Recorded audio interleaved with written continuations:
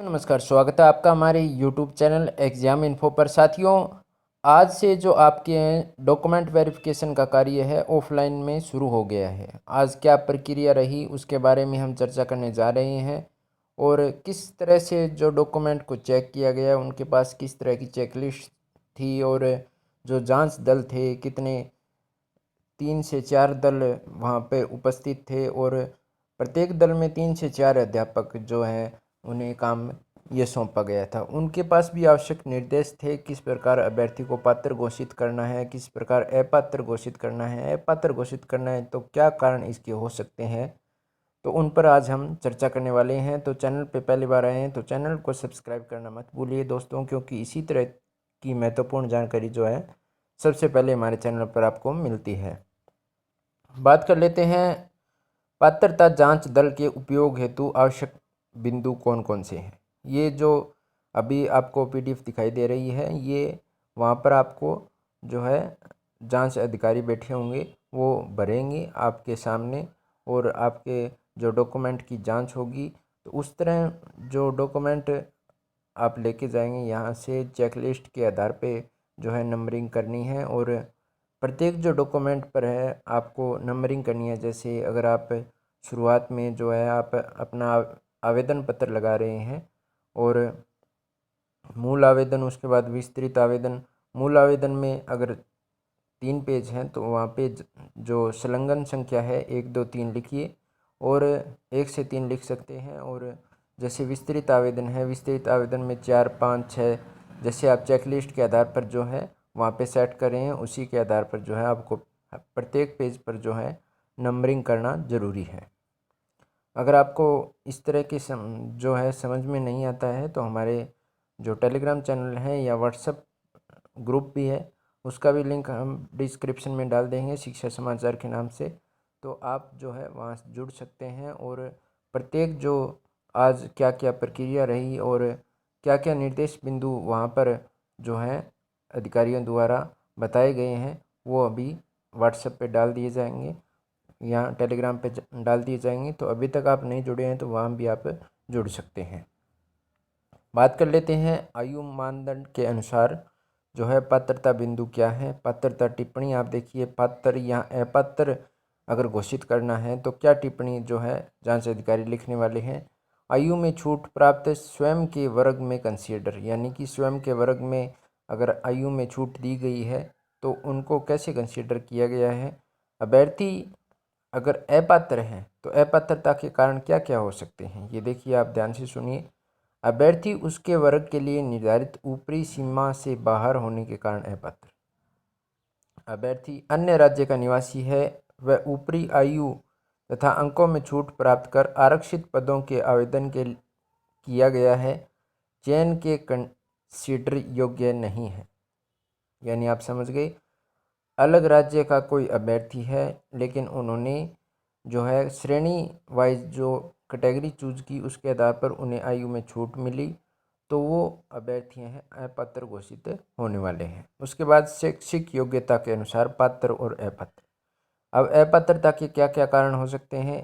पहला है एक समय में 2 या 2 से अधिक पाठ्यक्रम नियमित रूप से अध्ययन किया है, यानी कि विशेष रूप से लिखा गया है नियमित रूप से। अगर आपने एक पाठ्यक्रम है वो स्वयं पढ़ ही रहे हैं, यानी कि जो नॉन कॉलेजिएट आपने किया है, अगर बीए किया है साथ में बीएड के साथ में, या बीएससी जो बीएसटीसी के साथ में अगर बीए किया है तो वो यहाँ पे कंसिडर नहीं होता है। इसमें सिर्फ 2 नियमित पाठ्यक्रम से अध्ययन किया है तो आप अपात्र हैं। उसके बाद अध्यापक लेवल प्रथम हेतु अभ्यर्थी द्वारा उत्तीर्ण की गई उच्च माध्यमिक परीक्षा को राजस्थान माध्यमिक शिक्षा बोर्ड द्वारा उच्च माध्यमिक परीक्षा की समकक्षता नहीं हुई तो इस कारण अपात्र। यानी कि 12वीं बोर्ड की परीक्षा अगर आपके जो माध्यमिक शिक्षा बोर्ड अजमेर करवाता है, अगर उस उच्च माध्यमिक परीक्षा की समकक्षता नहीं है तो आप उसके लिए अपात्र हैं। उसके बाद अध्यापक लेवल द्वितीय हेतु अभ्यर्थी द्वारा उत्तीर्ण की गई स्नातक को यूजीसी द्वारा मान्यता नहीं है तो आप अपात्र हो सकते हैं। उसके बाद लेवल द्वितीय हेतु उत्तीर्ण की गई स्नातक परीक्षा यूजीसी द्वारा संबंधित पद हेतु वांछित स्नातक के समकक्ष नहीं है, इस कारण अपात्र। यानी कि जो स्नातक परीक्षा आपके द्वारा दी गई है वो यूजीसी द्वारा वांछित स्नातक के समकक्ष नहीं है, तो आप अपात्र घोषित हो सकते हैं। मुझे नहीं लगता कि जो अभ्यर्थी लेवल द्वितीय के लिए हैं तो उन्होंने ऐसी कोई फर्जी डिग्री बनाई होगी। हालांकि कई बार निकल भी जाते हैं एक या दो, तो आप इस बात का ज़रूर ध्यान रखें। उसके बाद आप देखिए शैक्षिक योग्यता के अंकों के अनुसार पात्र या अपात्र। अध्यापक लेवल प्रथम हेतु उच्च माध्यमिक परीक्षा न्यूनतम प्रतिशत प्राप्तांक सहित उत्तीर्ण नहीं है, इस कारण अपात्र। यानी कि 12th क्लास में अगर आपके 50% मार्क नहीं हैं तो आप अपात्र हो सकते हैं। उसके बाद लेवल द्वितीय हेतु स्नातक परीक्षा में स्नातकोत्तर परीक्षा में निर्धारित न्यूनतम प्रतिशत प्राप्तांक सहित उत्तीर्ण नहीं है, इस कारण अपात्र। यानी कि वहाँ पर भी जो है 50% की एलिजिबिलिटी रखी गई है शायद। उसके बाद आप देखिए स्नातक में वैकल्पिक विषय के अनुसार पात्र वांछित विषय एडिशनल में स्नातक अपात्र एवं वांछित लागू नहीं। तो इस संबंध में आप विशेष निर्देश देखिए। अध्यापक लेवल द्वितीय हेतु स्नातक में संबंधित ऐच्छिक विषय के साथ उत्तीर्ण नहीं है, इस कारण अपात्र। यानी कि स्नातक में अगर आपके पास संबंधित ऐच्छिक विषय नहीं है, जिस विषय से आपने फॉर्म भरा है, अगर वो विषय आपके पास है ही नहीं स्नातक में, तो आप उसके लिए अपात्र हैं। उसके बाद अभ्यर्थी आरक्षित वर्ग का है तथा आयु अंकों में छूट प्राप्त की है, अन्यथा रूप से केवल अपने स्वयं के वर्ग के आरक्षित पदों हेतु पात्र, किंतु स्नातक में संबंधित ऐच्छिक विषय से उत्तीर्ण नहीं, किंतु बाद में एडिशनल विषय उत्तीर्ण होने के कारण विचाराधीन। यानी कि इस पर विचार किया जाएगा। अगर उस समय ऐच्छिक विषय से उत्तीर्ण नहीं थे और उसके बाद एडिशनल से की, तो उस मामले में पूरे जो डॉक्यूमेंट हैं उनको जांच कर उस पर विचाराधीन मामला रहेगा। उसके लिए आपको पात्र या अपात्र घोषित करना उनके हाथ में है। उसके बाद देखिए अभ्यर्थी आरक्षित वर्ग का है तथा जाति प्रमाण पत्र प्रस्तुत नहीं किया गया है तथा अन्यथा रूप से केवल अनारक्षित पदों हेतु पात्र। यानी कि अभ्यर्थी आरक्षित वर्ग का है, जैसे कोई ओबीसी का कैंडिडेट है और उसके पास जो है ओबीसी का जाति प्रमाण पत्र नहीं पाया जाता है, तो उसे जनरल में कंसिडर किया जाएगा और वो अनारक्षित पदों हेतु जो है पात्र होगा। यानी कि जनरल के लिए पात्र होगा, अन्य किसी भी कैटेगरी के लिए पात्र नहीं होगा। किंतु स्नातक में संबंधित ऐच्छिक विषय से उत्तीर्ण नहीं है, किंतु बाद में एडिशनल विषय उत्तीर्ण होने के कारण विचाराधीन। उसके बाद आप देखिए अभ्यर्थी स्वयं के वर्ग व अनारक्षित वर्ग के पदों हेतु अन्यथा रूप से पात्र, किंतु स्नातक में संबंधित ऐच्छिक विषय से उत्तीर्ण नहीं, किंतु बाद में एडिशनल विषय उत्तीर्ण होने के पश्चात विचाराधीन। यानी कि आप देखिए ऐसे अभ्यर्थी जिन्होंने एडिशनल किया है बाद में, पहले जो संबंधित विषय थे और उनमें फॉर्म न भरकर जो ऐच्छिक विषय जो स्नातक में लिए जाते हैं उनमें फॉर्म न भरकर एडिशनल में लिया है और उनका सिलेक्शन हो गया है, तो वो आरक्षित वर्ग के हैं या अनारक्षित वर्ग के हैं, उस कैटेगरी से वो बिलोंग कर रहे हैं कि नहीं कर रहे हैं, इन सभी बातों की वो जांच करेंगे। और एडिशनल जो सब्जेक्ट है आपका, उसमें आपकी क्या कैसी योग्यता है, कितने प्रतिशत मार्क से आप उत्तीर्ण हुए हैं, तो उस मामले में वो अपने जो अधिकारी हैं उच्च लेवल के, उनसे जो है विचार करके आपको वहाँ पर पात्र या अपात्र घोषित कर सकते हैं। उसके बाद देखिए प्रशैक्षिक योग्यता के अनुसार पात्र या अपात्र। अभ्यर्थी द्वारा प्रशैक्षिक योग्यता यानी कि डीएलएड, बीएसटीसी, एनसीटी से मान्यता प्राप्त संस्थान से नहीं की गई है, तो वो अपात्र घोषित हो सकते हैं। उसके बाद सामान्य शिक्षा के पदों हेतु अभ्यर्थी के द्वारा विशेष शिक्षा में द्विवर्षीय डिप्लोमा उत्तीर्ण होने की अंक तालिका प्रशैक्षिक योग्यता के रूप में प्रस्तुत किया गया है, इस कारण अपात्र। यानी कि विशेष वालों के लिए ये इस बार नया नियम लागू किया गया है। विशेष वर्ग के अभ्यर्थी हैं वो सामान्य के लिए पात्र नहीं हैं, आप स्पष्ट रूप से इसमें देख सकते हैं। उसके बाद देखिए विशेष शिक्षा के पदों हेतु अभ्यर्थी के सामान्य शिक्षा में द्विवर्षीय डिप्लोमा उत्तीर्ण प्रमाण पत्र को प्रशैक्षिक योग्यता के रूप में प्रस्तुत किया, इस कारण अपात्र। यानी कि विशेष शिक्षा वालों के लिए भी वो सामान्य के पदों पर नहीं लग सकते हैं और सामान्य वाले भी विशेष शिक्षा के पदों पर नहीं लग सकते। उसके बाद विशेष शिक्षा के संबंधित MRVI हेतु निर्धारित प्रशैक्षिक योग्यता उत्तीर्ण की अंक तालिका प्रमाण प्रस्तुत नहीं किया गया है, इस कारण अपात्र। यानी कि अगर आपके पास उचित प्रमाण पत्र नहीं है, आपकी DLED BSTC कंप्लीट नहीं हुई है, तो आप इसके लिए अपात्र हो सकते हैं। उसके बाद अभ्यर्थी की प्रशैक्षिक योग्यता निर्धारित 2 वर्ष या 1 वर्ष से कम अवधि की होने के कारण अपात्र। तो इस संबंध में जो नया ये नियम आया है, जिसमें प्रशैक्षिक योग्यता न्यूनतम जो आपकी 2 वर्ष होनी आवश्यक है। उसके बाद आप देखिए रीट में निर्धारित स्तर में उत्तीर्ण पात्र या अपात्र। तो इसमें राजस्थान अध्यापक पात्रता परीक्षा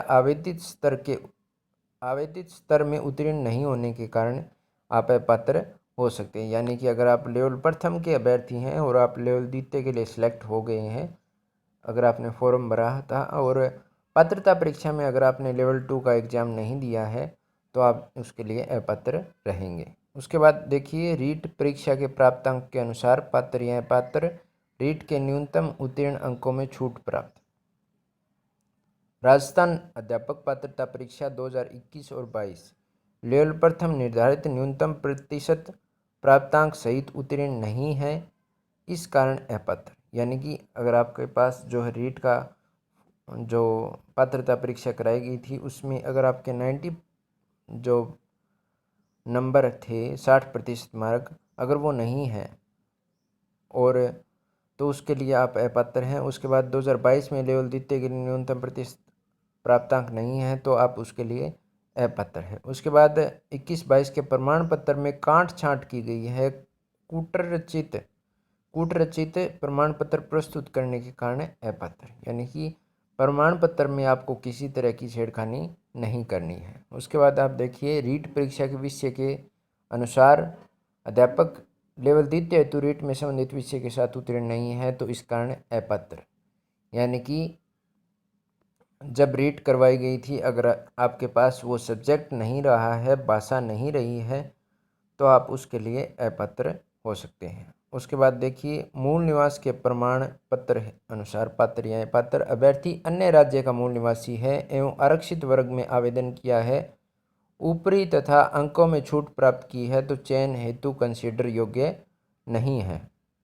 यानी कि ऐसे अभ्यर्थी जिन्होंने जो है आरक्षित वर्ग में आवेदन किया है और वो अन्य राज्य के अभ्यर्थी हैं, तो वो चयन के लिए योग्य नहीं है, उन्हें अपात्र घोषित किया जाएगा। उसके बाद देखिए लागू नहीं।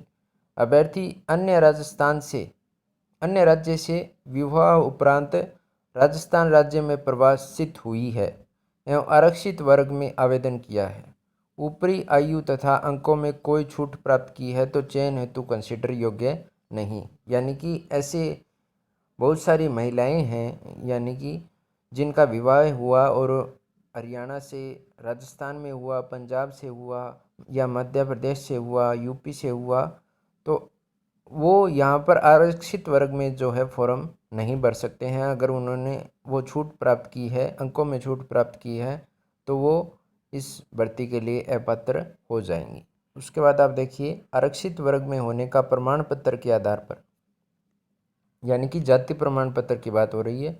अभ्यर्थी द्वारा आरक्षित श्रेणी में आवेदन किया गया तथा आयु अंकों का लाभ प्राप्त किया गया एवं विज्ञप्ति के प्रावधानों के अनुसार आरक्षित वर्ग में होने से संबंधित सक्षम अधिकारी द्वारा जारी प्रमाण पत्र वांछित प्रमाण पत्र प्रस्तुत नहीं किया गया, इस कारण अभ्यर्थी को आप अपात्र जो है घोषित किया जा सकता है। उसके बाद देखिए अभ्यर्थी आरक्षित वर्ग का है किंतु संबंधित वर्ग के लिए आरक्षित उचित प्रमाण पत्र प्रस्तुत करने के अभाव में केवल अनारक्षित पद हेतु कंसीडर योग्य। यानी कि उसके पास प्रमाण पत्र नहीं है, तो वो अनारक्षित यानी कि जनरल में गिना जाएगा। अगर जनरल योग्य आपके नंबर हैं, तो आप उस जो है आगे की प्रोसेस के लिए एलिजिबल हैं। अगर आपके पास उतने जो कट ऑफ में मार्क ही नहीं है, तो आप उसके लिए सीधे ही जो है पात्र घोषित हो जाएंगे। उसके बाद देखिए विधवा वर्ग हेतु बहुत से निर्देश दिए गए हैं विधवा वर्ग हेतु, तो आप ध्यान से समझने की कोशिश कीजिएगा।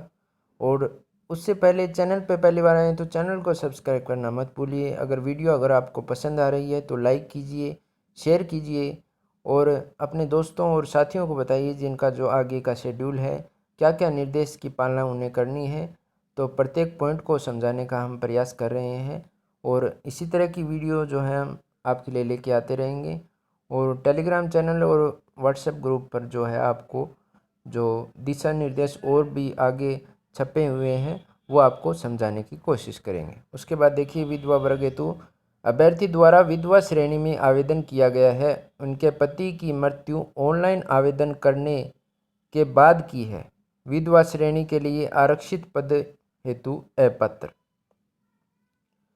यानी कि अभ्यर्थी आरक्षित वर्ग का है तथा आयु अंकों में छूट प्राप्त की है, अतः केवल स्वयं के वर्ग के आरक्षित पद हेतु पात्र पाया गया। यानी कि देखिए आप अभ्यर्थी जो है सबसे पहले विधवा श्रेणी में आवेदन कर दिया और उनके पति की मृत्यु ऑनलाइन आवेदन करने के बाद हुई और विधवा श्रेणी के लिए आरक्षित पदों हेतु वो अपात्र घोषित होगी। उसके बाद देखिए अभ्यर्थी आरक्षित वर्ग का है तथा आयु में छूट प्राप्त की है, केवल अपने स्वयं के वर्ग आरक्षित पदों हेतु पात्र होगा। यानी कि वो अन्य किसी के लिए जो है पात्र नहीं होगा। उसके बाद देखिए अभ्यर्थी द्वारा विधवा श्रेणी में आवेदन किया गया है किंतु उनके पति की मृत्यु ऑनलाइन आवेदन करने के बाद की है तथा विधवा श्रेणी के लिए आरक्षित पदों हेतु अपात्र। अभ्यर्थी आरक्षित वर्ग का है किंतु जाति प्रमाण पत्र प्रस्तुत नहीं किया गया है, केवल अनारक्षित पदों हेतु पात्र। यानी कि अगर विधवा श्रेणी में जो है और आपके पास जाति प्रमाण पत्र नहीं है तो आप उस पद हेतु जनरल में काउंट किए जाएंगे। उसके बाद देखिए अभ्यर्थी द्वारा विधवा श्रेणी में आवेदन किया गया है किंतु उनके पति की मृत्यु ऑनलाइन आवेदन करने के बाद की है तथा विधवा श्रेणी के लिए आरक्षित पदों हेतु अपात्र। स्वयं के वर्ग व अनारक्षित पद वर्ग के पदों हेतु पात्र। यानी कि वो स्वयं के वर्ग में अनारक्षित वर्ग के पदों हेतु पात्र होंगी। यानी कि जो है वो जनरल महिला में काउंट होंगी जो उनका वर्ग है। यानी कि ओबीसी की अगर महिला है और वो विधवा श्रेणी में उन्होंने आवेदन किया है और उनके पति की मृत्यु जो है बाद में हुई है तो वो विधवा श्रेणी में काउंट नहीं होंगी, वो जनरल महिला में काउंट की जाएगी। उसके बाद देखिए अभ्यर्थी द्वारा विधवा श्रेणी में आवेदन किया गया है किंतु पुनर्विवाह कर लिया तथा वर्तमान में विवाहित है तथा विधवा श्रेणी के लिए आरक्षित पदों हेतु उसको अपात्र घोषित किया जाएगा। उसके बाद देखिए अभ्यर्थी आरक्षित वर्ग का है तथा आयु अंकों में छूट प्राप्त की है, केवल अपने स्वयं के वर्ग के आरक्षित पदों हेतु पात्र किया घोषित जो है किया जाएगा। यानी कि आप समझ रहे हैं एससी के हैं या एसटी के हैं वो विधवा श्रेणी में काउंट नहीं होंगे, उस श्रेणी के जो जनरल महिला है उसमें उनको काउंट किया जाएगा। उसके बाद देखिए 5 नंबर पॉइंट अभ्यर्थी द्वारा विधवा श्रेणी में आवेदन किया गया है किंतु पुनर्विवाह कर लिया गया है और वर्तमान में विवाहित है, विधवा श्रेणी के लिए आरक्षित पदों हेतु अपात्र जो है उनको घोषित किया जाएगा। उसके बाद देखिए अभ्यर्थी आरक्षित वर्ग का है किंतु जाति प्रमाण पत्र प्रस्तुत नहीं किया गया है तो अतः केवल अनारक्षित पदों हेतु पात्र यानी कि जनरल में उनको काउंट किया जाएगा। अब की बार जो है उन श्रेणी में नहीं, अगर उनके पास जो है जाति प्रमाण पत्र नहीं है तो उनको जनरल महिला में काउंट किया जाएगा। उसके बाद देखिए अभ्यर्थी द्वारा विधवा श्रेणी में आवेदन किया गया है किंतु पुनर्विवाह कर लिया गया है तथा वर्तमान में विवाहित है, विधवा श्रेणी के आरक्षित पदों हेतु वो जो पहले से अपात्र होंगी और स्वयं के वर्ग व अनारक्षित वर्ग के पदों हेतु पात्र हो जाएंगे। उसके बाद 7 नंबर पॉइंट देखिए अभ्यर्थी द्वारा विधवा श्रेणी में आवेदन किया गया है किंतु विधवा होने का प्रमाण पत्र प्रस्तुत नहीं किया गया, अतः विधवा श्रेणी के लिए आरक्षित पदों हेतु अपात्र घोषित वो हो जाएंगी। यानी कि प्रमाण पत्र, आपके पति का मृत्यु प्रमाण पत्र होना आवश्यक है। आपके विधवा होने का प्रमाण पत्र आपको प्रस्तुत करना होगा। अभ्यर्थी आरक्षित वर्ग का है तथा आयु अंकों में छूट प्राप्त की है, अतः अपने स्वयं के वर्ग के आरक्षित पदों हेतु पात्र। यानी कि अगर आपके पास जाति प्रमाण पत्र है और जो विधवा श्रेणी का प्रमाण पत्र आपके पास नहीं है, तो आपको उस वर्ग की महिला में काउंट किया जाएगा, जनरल महिला में। और जो अगला पॉइंट है वो इसी तरह का है, अगर आपके पास जाति प्रमाण पत्र नहीं है तो आपको जनरल महिला में काउंट किया जाएगा। उसके बाद देखिए, अभ्यर्थी द्वारा विधवा श्रेणी में आवेदन किया गया है किंतु विधवा होने का प्रमाण पत्र प्रस्तुत नहीं किया गया। विधवा श्रेणी के लिए आरक्षित पदों हेतु वे पात्र हो जाएंगे और स्वयं के वर्ग एवं अनारक्षित वर्ग के पदों हेतु पात्र होंगे। तो ये पूरा जो है मामला आप विधवा वर्ग का समझ गए हैं, पूरे 9 पॉइंट थे। उसके बाद देखिए, जो तलाकशुदा परित्यक्ता महिला है उनको बता दूं। परित्यक्ता जो है, अभ्यर्थी द्वारा परित्यक्ता विवाह विच्छेद श्रेणी में आवेदन किया गया है, लेकिन सक्षम न्यायालय द्वारा जारी विवाह विच्छेद की डिक्री प्रस्तुत नहीं की गई है। परित्यक्ता विवाह विच्छेद श्रेणी के लिए आरक्षित पदों हेतु अपात्र घोषित वो हो जाएंगी। अभ्यर्थी आरक्षित वर्ग का है, आयु अंकों में छूट प्राप्त की है, केवल अपने स्वयं के वर्ग के आरक्षित पदों हेतु ही पात्र होगा। यानी कि वो जनरल के लिए भी जो है पात्र नहीं हो सकता है, इस बात का अभी आप ध्यान रखिए।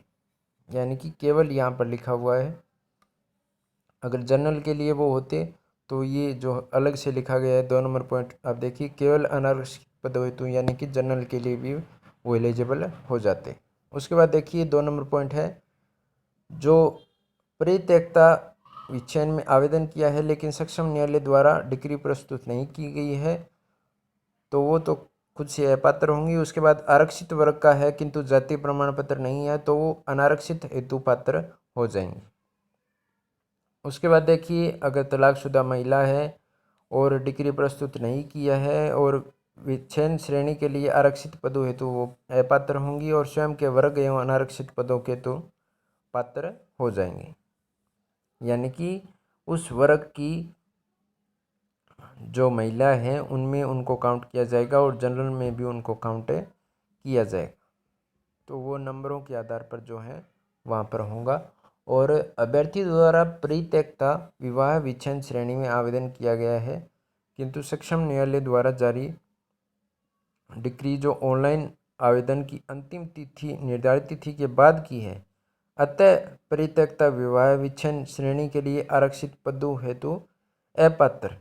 अभ्यर्थी आरक्षित वर्ग का है एवं आयु अंकों में छूट प्राप्त की है, तो अपने स्वयं के आरक्षित पदों हेतु पात्र होंगे। यानी कि अगर पहले ही उन्होंने जो न्यायालय में मामला दायर किया था और उनके पास डिक्री नहीं थी, वो ऑनलाइन आवेदन के बाद प्राप्त की गई, तो वो अपात्र हो जाएंगी। तलाकशुदा जो आरक्षित वर्ग है उसके लिए वो अपनी श्रेणी में जनरल महिला में काउंट की जाएगी। और उसके पास जो है जाति प्रमाण पत्र नहीं है तो जनरल की महिला में काउंट की जाएगी। ये अगला पॉइंट होने वाला है। उसके बाद देखिए, जो अभ्यर्थी द्वारा परित्यक्ता विवाह विच्छेद श्रेणी में आवेदन किया गया है किंतु सक्षम न्यायालय द्वारा जारी विवाह विच्छेद की डिग्री जो ऑनलाइन आवेदन की अंतिम निर्धारित तिथि के बाद की है, अतः परित्यक्ता विभिन्न श्रेणी के लिए आरक्षित पदों हेतु अपात्र हो जाएगी और स्वयं के वर्ग एवं अनारक्षित वर्ग के पदों हेतु पात्र होंगी। यानी कि अगर वो महिला है तो वो अपने स्वयं की कैटेगरी में पात्र होंगी और जनरल में भी पात्र होंगी। उसके बाद देखिए, अभ्यर्थी द्वारा परित्यक्ता विवाह विच्छेद श्रेणी में आवेदन किया गया है किंतु पुनर्विवाह कर लिया गया एवं वर्तमान में विवाहित है, तो वो खुद से ही अपात्र हो जाएंगी, तलाकशुदा वो नहीं रहेंगी। और आयु अंकों में छूट प्राप्त की है तो केवल अपने स्वयं के वर्ग हेतु जो है आरक्षित वर्ग, यानी कि ओबीसी की महिला है तो ओबीसी में, एससी की महिला है तो एससी में और एसटी की महिला है तो एसटी में गिनी जाएगी। उसके बाद देखिए, अगर जाति प्रमाण पत्र प्रस्तुत नहीं करते हैं तो उनको जनरल में काउंट किया जाएगा।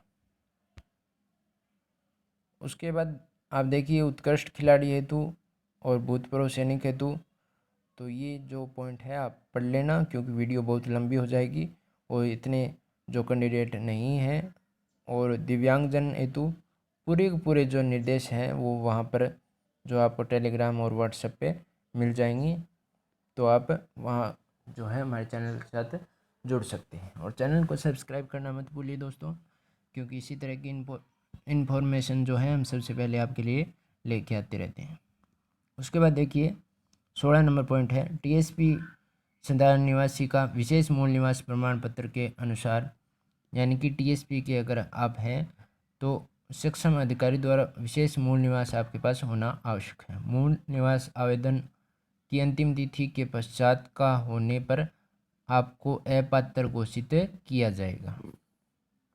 उसके बाद देखिए चरित्र आपराधिक प्रकरणों के अनुसार कार्मिक विभाग के प्रपत्र क्रमांक के अनुसार जो है अपराध के तहत अभ्यर्थी के विरुद्ध प्रकरण को जो मामला विचाराधीन है, दोष सिद्धि उपरांत सजा होने के कारण नियुक्ति की योग्य नहीं है। उसके बाद देखिए किसी परीक्षा से डी बार नहीं किए जाने के अनुसार पात्र या अपात्र भर्ती एजेंसी द्वारा प्रतियोगी परीक्षा में डी बार किए जाने के कारण आपको अपात्र घोषित किया जा सकता है। उसके बाद संतान संबंधी प्रावधान के अनुसार दिनांक 1/6/2002 को या उसके पश्चात कुल संतानों की संख्या बढ़कर 2 से अधिक होने के नियम के अनुसार जो है आपको अपात्र घोषित किया जा सकता है। उसके बाद देखिए यहाँ पर केवल अनारक्षित पदों हेतु पात्र, अनारक्षित व आरक्षित दोनों हेतु पात्र, केवल अनारक्षित हेतु पात्र, उसके बाद यहाँ पर जो कैटेगरी दी गई है उसमें वो मार्क करेंगे। तो आप इन बातों का जो है विशेष ध्यान रखें। आपकी जो भी श्रेणी है तो पूरा जो विवरण है आपको बताने की कोशिश की है। तो इसी तरह की वीडियो के लिए हमारे साथ जुड़े रहिए और इसके बारे में और भी जो डॉक्यूमेंट अभी जो अभ्यर्थी गए थे आज 5 तारीख को जिनका शेड्यूल था उन्होंने बताया, और जो डॉक्यूमेंट वहाँ पर उन्होंने लगाए और क्या क्या उनका शेड्यूल रहा वो हम नेक्स्ट वीडियो में कवर करेंगे। और कोई भी दिशा निर्देश है अगर आपको पूछना है कुछ भी तो आप कमेंट सेक्शन में पूछ सकते हैं या हमें टेलीग्राम से जो है कांटेक्ट कर सकते हैं। धन्यवाद दोस्तों।